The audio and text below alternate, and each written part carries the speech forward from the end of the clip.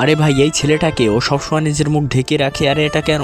আরে ভাই আমাকে ছেড়ে দাও, আমি আমার মুখ দেখাবো না, ছেড়ে দাও। আরে ভাই আমরা এটা বলতে পারবো না, ও 20 বছর ধরে ওর মুখ ঢেকে রাখছে।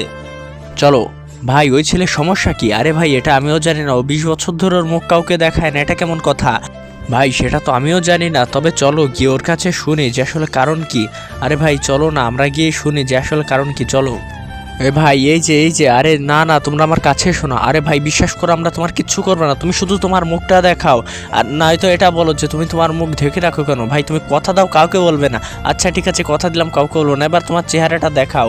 উড়িয়ে বাবা, আরে ভাই তোমার চেহারার এই অবস্থা কেন?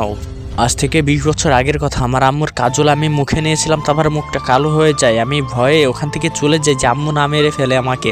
তারপরে ওই দিন থেকেই আমি মুখ ঢেকে রাখি, আমার মুখ আর খুলিনি কোনো দিন। এই তো শুনলে ভাই তোমরা এই কাহিনী। আরে ভাই এই শালা তো পাগল, তোমরা মারো কি? আরে পলাই।